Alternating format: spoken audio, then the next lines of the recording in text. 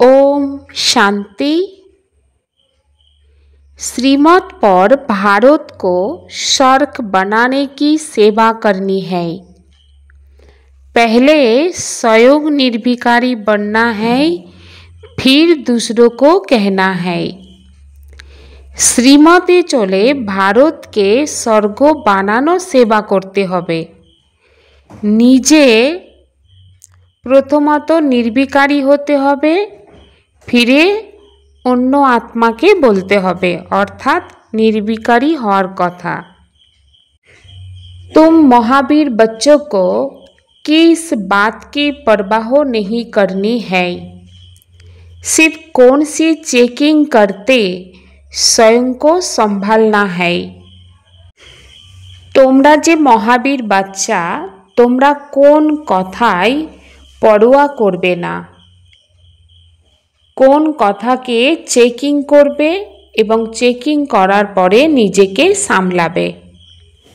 যদি পবিত্র হওয়াতে কোনো আত্মা বিঘ্ন দেয়, তাহলে সেই আত্মার পরোয়া করবে না, শুধুমাত্র চেক করবে কি আমি মহাবীর আত্মা, আমি নিজে নিজে কি ঠকাচ্ছি না তো।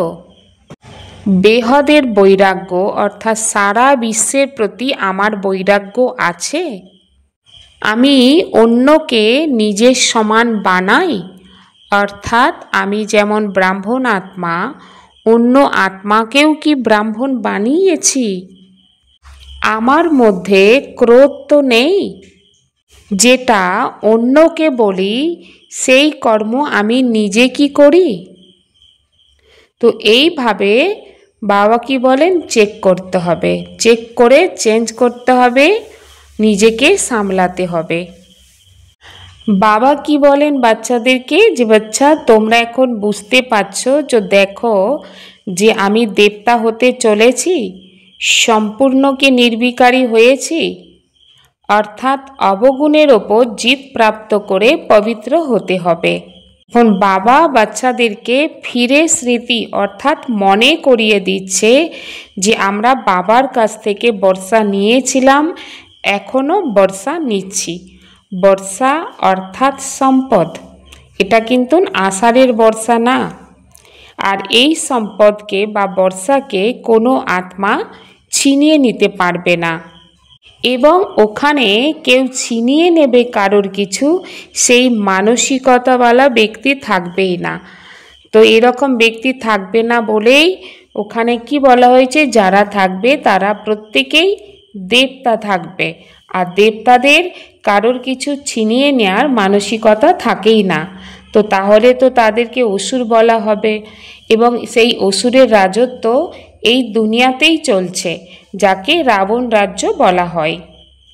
আমরা এখন ফিরে ভারতকে শ্রীমতে চলে পবিত্র বানাচ্ছি। এই ভারত এক সময় সম্পূর্ণ নির্বিকারী স্বর্গ ছিল, সেই তুলনায় এখন সম্পূর্ণ বিকারী নরক হয়ে গিয়েছে। বাবা এই জ্ঞানের সম্বন্ধে, সেবা করার সম্বন্ধে বাচ্চাদেরকে যা কিছু বলছে, তো সেগুলোকে নোট করতে হয়। তো বাবা বলেন নোট করো, তার ওপর বিচার সাগর মন্থন করো, চিন্তন করো। এখন আমরা যারা ভারতবাসী, তো সেই ভারতবাসীদেরকে বাবা পবিত্র বানাচ্ছে। তো ভারতবাসী বলতে কোন ভারতবাসীর কথা বলছেন বাবা, সত্য আর ত্রেতা যুগ, অর্থাৎ ওই সময় যে সব দেবী দেবতার আত্মারা ছিল, তো সেই দেবী দেবতা আত্মাদেরকে বাবা কিন্তু অ্যাকচুয়ালি ভারতবাসী বলছেন। আর সেই ভারতবাসী আত্মাদেরকেই বাবা শিক্ষা দিচ্ছেন বা বোঝাচ্ছেন, এবং বলছেন যে প্রথমে নিজেকে দেখো, আমি তো দেবতা হতে এসেছি, কিন্তু তার জন্য সম্পূর্ণ নির্বিকারী হয়েছি কি। সম্পূর্ণ নির্বিকারী অর্থাৎ যেমন বাবা বলেন মন বচন কর্ম সব রকমভাবে নির্বিকারী হতে হবে। মনের ভেতরেও যেন অশুদ্ধ সংকল্প না চলে, অশুদ্ধ সংকল্প চললে তাহলে কিন্তু সম্পূর্ণ নির্বিকারী বলা হবে না। আর তারপরেও যদি অশুদ্ধ সংকল্প চলছে আর আমি যদি ভাবি আমি সম্পূর্ণ নির্বিকারী হয়ে গিয়েছি, তো পুরুষার্থের ডামাডোল হতে থাকবে, তো একে কি বলা হবে? বাবা বলছেন এইভাবে নিজেকে ঠকাবে না এবং পরমাত্মাকেও ঠকাবে না। আর এটা মনের কোণে জায়গা দেবে না যে ঈশ্বর কি আমাকে দেখছে, এটাও ভাববে না। কারণ বাবা তোমাকে দেখে যখন নিয়ে এসেছে, তো তোমার রেজিস্টারের কি খোঁজ রাখবে না? বাবার নজরে তুমি এসেছো বলেই তো বাবা তোমাকে বাচ্চা বানিয়েছে। তাহলে বাবা কি তোমার খেয়াল রাখবে না? খেয়াল রাখতে গেলে তো অবশ্যই দেখবে। এই কারণে মুখ দিয়ে যেন এই শব্দ না বার হয় कि बाबा की আমাকে देखते पाच्छे। तुम जानते हो पवित्र बनाने वाला पतित पावन एक ही बाप है। তোমরা এটা জানো পবিত্র যে বানায় সে হচ্ছে পতিত পাবন এক বাবাই। আর বাবাই এই ভারতকে পবিত্র বানিয়ে স্বর্গ বানায়। আর সেই স্বর্গে তোমরা দেবতারা সম্পূর্ণভাবে নির্বিকারী থাকো। এবং যেখানে রাজা রানী পবিত্র হবে, তো সেখানে প্রজাগণও সম্পূর্ণ পবিত্র হবে, তবেই তো সারা ভারতকে স্বর্গ বলা হবে। এখন তো সেই তুলনায় নরক হয়ে আছে। ये 84 जन्मों की सीढ़ी बहुत अच्छी चीज़ है। कोई अच्छा हो तो उनको सौगात भी दे सकते हैं। बाबा की बोलें 84 जन्मेर जे सीढ़ी, এই সিঁড়ি হচ্ছে অনেক ভালো। কোনো ব্যক্তি যদি ভালো হয় তো তাকে উপহার হিসাবে দিতে পারো। কারণ বড় বড় ব্যক্তির বড় বড় উপহার মিলতে থাকে। তো সেই জন্য বাবা বলেন বাবার ঘরে যারা বড় ব্যক্তি আসবে তো তাদেরকে বুঝিয়েও অনেক সুন্দর সৌগাত বা উপহার দিতে পারো।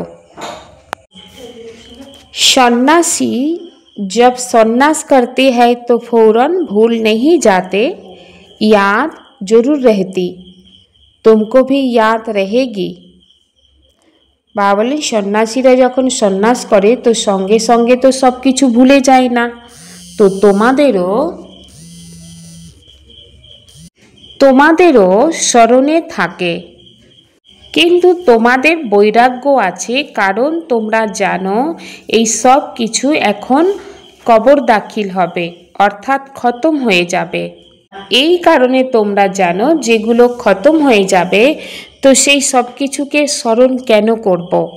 তো জ্ঞান দিয়ে তোমরা সব কিছুকে ভালো করে বুঝতে থাকো। তো তারাও কিন্তু জ্ঞান দিয়েই ঘরবার ছাড়ে। যদি জিজ্ঞাসা করা যায় ঘরবার কিভাবে ছেড়েছ, তো তাতে তারা বলে না। তোমাদের সব কিছুই ইয়াদ আছে যে ছোট অবস্থা থেকে বলতে পারবে ছোট অবস্থা থেকে কি কি হয়েছে। अभी सबके कलिजुगी কর্মবন্ধন টুটনে है। এখন সকল আত্মার কলিযুগের যে কর্মবন্ধন, সেই কর্মবন্ধন এখন ভাঙার সময়। ফিরে সকল আত্মা চলে যাবে শান্তিধামে, এবং শান্তিধাম থেকে যখন নিচে নামবে তো নূতন করে আবার সম্বন্ধ তৈরি হবে। তো এগুলো হচ্ছে বোঝার কথা। তো বাবা তো অনেক ভালো ভালো সুন্দর পয়েন্ট দেয়, তো বাচ্চাদের এগুলো বুদ্ধিতে রাখতে হবে। এই ভারতবাসী আদি সনাতন দেবী দেবতা ধর্মের ছিল এবং তখন সম্পূর্ণ নির্বিকারী ছিল। 84 জন্ম নেওয়ার পরে অপবিত্র হয়েছে। এখন পুনরায় সকল আত্মাকে পবিত্র হতে হবে। আর এই পবিত্র হতে গেলে পুরুষার্থ অনেক ভালো করেই করতে হবে। তো বাবা এসে এটা বাচ্চাদেরকে বোঝাচ্ছেন। তো বাবা বাচ্চাদেরকে এটাই বলে তোমরা আমার সেই বাচ্চা। আর আমরা বাবাকে কি বলি? বাবা সেই কল্পে কল্পে তুমি আমারই বাবা। ড্রামাতে যা কিছু ছিল বিঘ্ন পড়েছে ফিরে হবে। অর্থাৎ এই যজ্ঞেতে শুরু থেকে শেষ পর্যন্ত যা কিছু হয়ে যাচ্ছে, যা কিছু বিঘ্ন আদি পড়ছে, তো পরে হবে, পরের কল্পে আবার সেটা হবে। জীবনে কি না কি হতে থাকে, তো সব কিছুই স্মরণে থাকে। যেমন ব্রহ্মা বাবার আছে, তো ব্রহ্মা বাবাকে এটাই বলতেন যে গ্রামের ছেলে, মানা গাঁওরের কাজ ছোড়া। আর এখন বৈকুণ্ঠের মালিক হচ্ছে। বৈকুণ্ঠ মানে স্বর্গ। স্বর্গকে কখনো গ্রাম বলবে না। এখন এই সময় তোমাদের জন্য এই পুরানো দুনিয়াকেই বলা হয় গ্রাম। তো কোথায় বৈকুণ্ঠ অর্থাৎ স্বর্গ, আর কোথায় নরক অর্থাৎ কলিযুগ। কিন্তু এই কলিযুগের মানব কোথাও বড় বড় মহল, বিল্ডিং আদি দেখে এটাই মনে করে এটাই হচ্ছে স্বর্গ। কিন্তু পরমাত্মা বাবা কি বলেন, এই সব কিছু হচ্ছে মাটির পাথরের বানানো, তো এর কোনো মূল্যই নেই। মূল্য সব থেকে বেশি হীরের হয় না, কারণ ওখানে যে মহল হবে তো কোহিনূর হিরে দিয়ে মণিমুক্তা দিয়ে সাজানো থাকবে এবং সোনার ইটের মহল হবে। তো সেই জন্য বাবা বলেন যে বিচার করো, চিন্তন করো, সত্য যুগে তোমাদের সোনার ইটের মহল, আর ওখানে সব খনি ভরপুর থাকবে, ঢেরকে ঢের সোনা হবে। তাহলে বাচ্চাদের মধ্যে কতখানি খুশি থাকার কথা। তো কোনো সময় যেন মুরঝাইস অর্থাৎ মন যেন ভেঙে না যায়। তো বাবা বাচ্চাদেরকে বোঝান এমন কোনো রেকর্ড আছে যে রেকর্ডের গান শুনলে তোমাদের সঙ্গে সঙ্গে মন খুশিতে ভরে যাবে, সারা জ্ঞান বুদ্ধিতে চলে আসবে, বুঝতে পারবে, অনুভব হবে যে আমি তো বিশ্বের মালিক হতে চলেছি, এমন দুনিয়ার মালিক হতে চলেছি যে ওখানে কেউ আমার কাছ থেকে কোনো কিছুই ছিনিয়ে নিতে পারবে না। অর্থাৎ আমি সুখধামের মালিক হতে চলেছি। এখন আমি বেহৎ পিতার উত্তরাধিকারী সন্তান। বাবা স্বর্গের স্থাপনা করছে এবং আমি সেই স্বর্গের 21 জন্মের জন্য উত্তরাধিকারী। তো কতখানি খুশি হওয়ার কথা।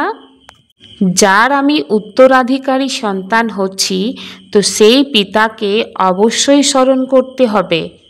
স্মরণ ছাড়া সেই পিতার কখনো উত্তরাধিকারী সন্তান হতেই পারি না।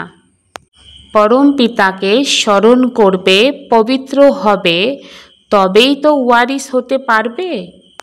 तुम जानते हो श्रीमत पर हम विश्व के मालिक डबल सिरताज बनते हैं।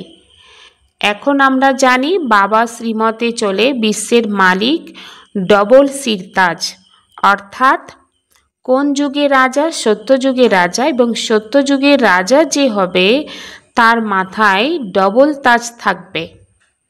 তো প্রথম সামনে যে তাজ থাকে সেই তাজকে বলা হয় রতন জড়িত তাজ, অর্থাৎ দায়িত্ববানের তাজ। পিছনে যে দেবতাদের ताज থাকে সেটাকে বলা হয় पवित्रतार ताज। तो डबल ताज मनुष्य का भक्ति मार्ग में होता है विनाशी दान पुण्य, तुम्हारा है अविनाशी ज्ञान धन। मानव जे भक्ति मार्गे दान करे সেই দানকে বলা হয় বিনাশী দান পুণ্য। আর বাবার বাচ্চারা অর্থাৎ তোমরা যারা দান করো জ্ঞান ধন, তো সেটা হচ্ছে অবিনাশী।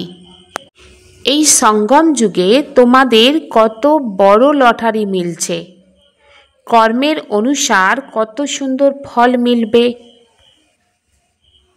पहले वाले राजाए बिकारी बनने के कारण मतभेद में टुकड़े टुकड़े अलग कर देते हैं।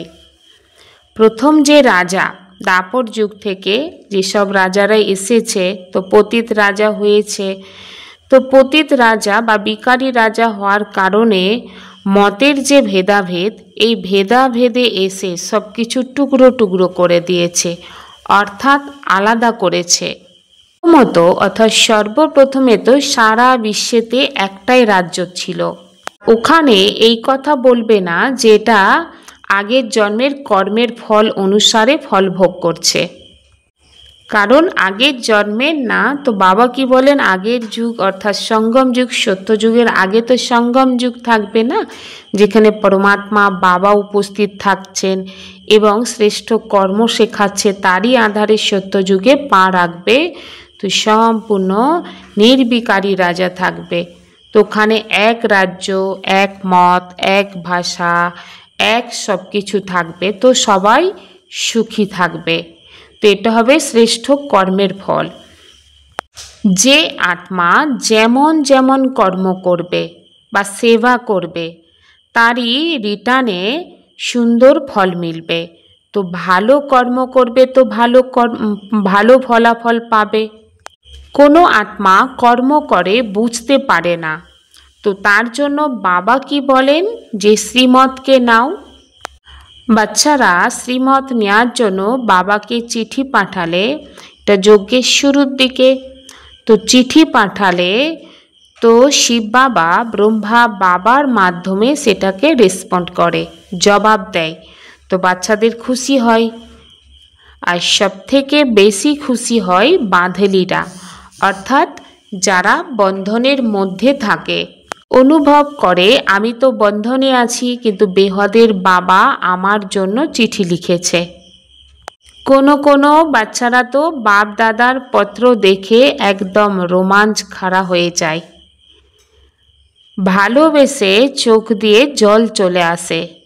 বাবা বলেন বাঁধেলিরা কম নয়। আবার কোনো বাচ্চার ওপর মায়া জিত প্রাপ্ত করে নেয়।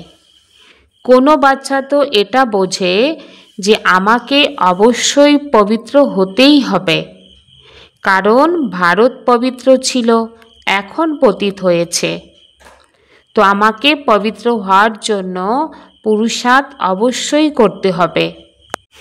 বেহদের বাপ, যে বাবা আমাদের টিচার হিসাবে পড়াচ্ছেন, রাজযোগ শেখাচ্ছেন, সেই বাবার কাছে আমাদের অনেক ভালো করে পড়তে হবে এবং ডবল সিরতাজকে ধারণ করতে হবে, কারণ রাজায় স্থাপন হচ্ছে।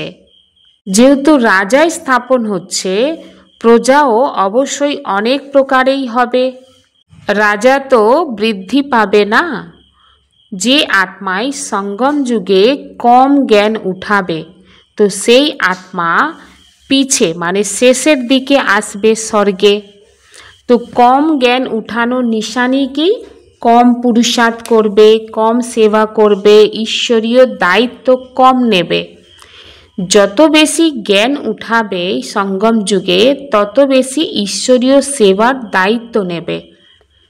আর কম জ্ঞান উঠিয়েছে মানে তার বোধবুদ্ধিই থাকবে না যে হ্যাঁ আমাকে ঈশ্বরীয় দায়িত্ব কিছু নিতে হবে, দায়িত্ব নিয়ে সেবা করতে হবে। তো এটা যারা প্রজা হবে, তো তাদের মধ্যে এটা থাকবেই না, এবং যারা পিছে আসবে শেষ সময়ে, তাদের মধ্যে তো একদমই দেখাই যাবে না সেই নিশানি। যে আত্মা যেমন পুরুষার্থ করবে সেই অনুসারে সত্যযুগে শুরু থেকে আসবে। তো বাবা বলছেন পবিত্র হও। এতে যদি কোনো আত্মা বিঘ্ন দেয়, তাহলে তুমি তার পরোয়া করো না, রুটির টুকরো তো মিলেই যাবে। বাবা শ্রীমতে চলে, বাবা তো রুটির টুকরো মিলিয়েই দেবে না। তো তার জন্য বাচ্চাদের পবিত্র হওয়ার পুরুষার্থ করতে হবে, বাবার স্মরণে থাকতে হবে। বাবা ভক্তি মার্গের উদাহরণ দিচ্ছে যে ব্রহ্মা বাবা যখন পূজার সময় বসত, বুদ্ধি যদি বাইরে যেত, তো বাবা কি করতেন? কান ধরতেন এবং চর মারতেন।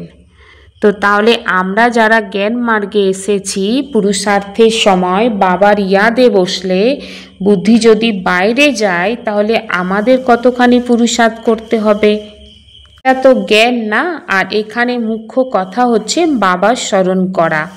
সেই হিসাবে বাবার স্মরণের সময় বুদ্ধি বাইরে গেলে নিজেকে থাপ্পড় মারো, অর্থাৎ মায়ার ওপর জিত প্রাপ্ত করো।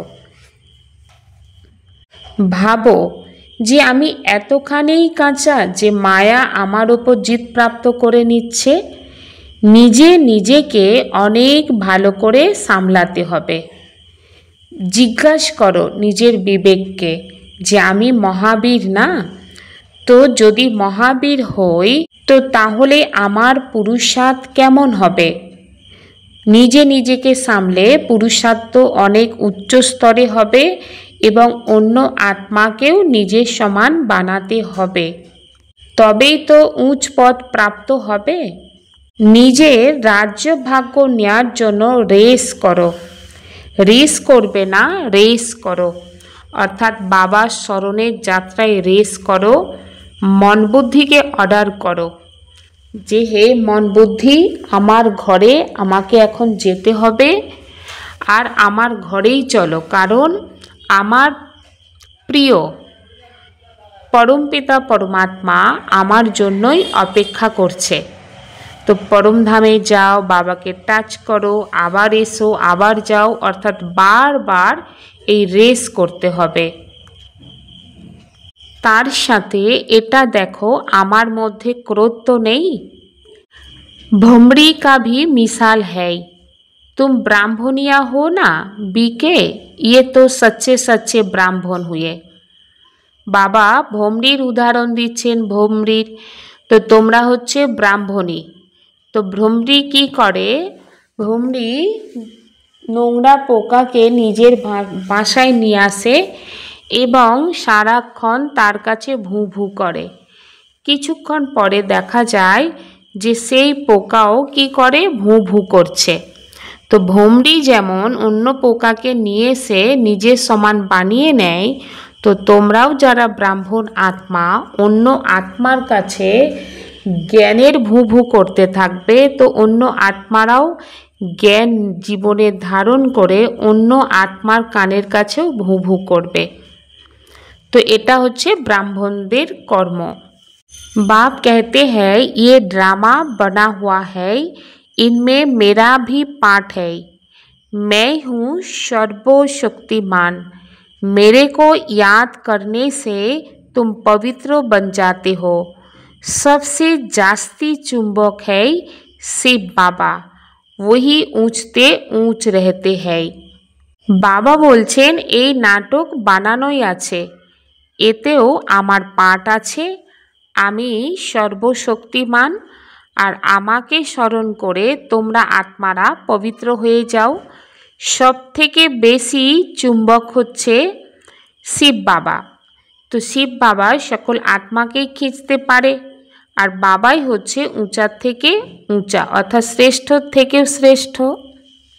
सदा इसी नशा व खुशी में रहना कि हम 21 जन्म के लिए बेहद बाबा के वारिस बने हैं।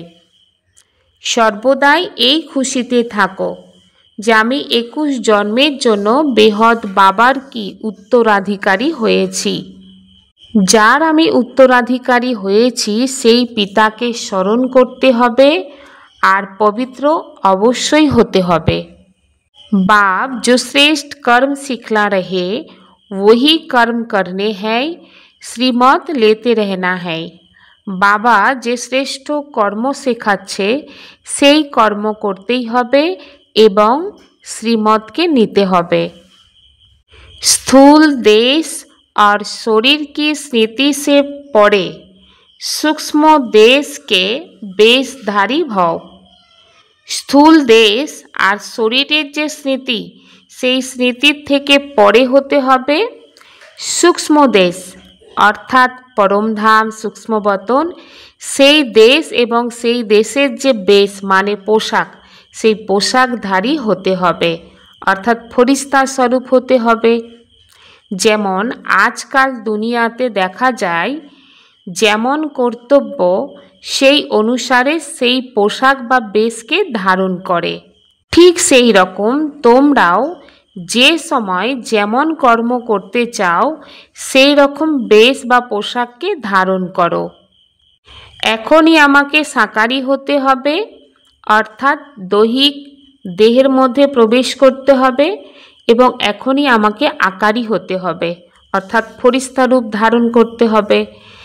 এই রকম বহুরূপী রূপ ধারণ করো, তবেই সর্বসুখের অনুভব করতে পারবে। এগুলো তোমাদের নিজেরই স্বরূপ। অন্যের পোশাক ফিট হোক বা না হোক, কিন্তু নিজের বস্ত্র সহজেই ধারণ করতে পারবে। তো নিজের বস্ত্র কেমন, সেই কারণে এই বরদানকে প্র্যাকটিক্যালে অভ্যাসের মধ্যে নিয়ে আসতে হবে, তবেই অব্যক্ত মিলনের বিচিত্র অনুভব করতে পারবে। सबका आदर करने वाले ही आदर्श बन सकते हैं। सम्मान दो, तब सम्मान मिलेगा। সবাইকে আদর করলেই আদর্শবান হতে পারবে। তো প্রথমত তুমি অপরকে সম্মান দাও, তবেই সম্মান মিলবে। स्वयं और सर्वों के प्रति मनसा द्वारा योग की शक्तियों का प्रयोग करो। নিজে এবং অন্য আত্মার প্রতি মনসার মাধ্যমে যোগের শক্তিকে প্রয়োগ করতে হবে। যেমন নিজের স্থূল কাজের যে প্রোগ্রাম থাকে, সেই প্রোগ্রামকে দিনচর্যার প্রমাণ সেট করে নাও। ঠিক সেই রকম নিজের মনসার সমর্থ স্থিতির প্রোগ্রামকে সেট করো, তাহলে কখনো আপসেট হবে না। নিজের মনকে যতখানি সমর্থ সংকল্পে বিজি রাখবে, অর্থাৎ ভালো সংকল্প দিয়ে ব্যস্ত রাখবে, তো মন কখনোই আপসেট হয় না, আপসেট হওয়ার সময়ও মিলবে না। মন সর্বদাই সেট থাকবে, অর্থাৎ একাগ্র থাকবে। তো তখন মন থেকে অবশ্যই ভালো ভাইব্রেশন চারপাশে ছড়াবে, তো সেটাই অনেক সুন্দর সেবা হবে। ওম শান্তি।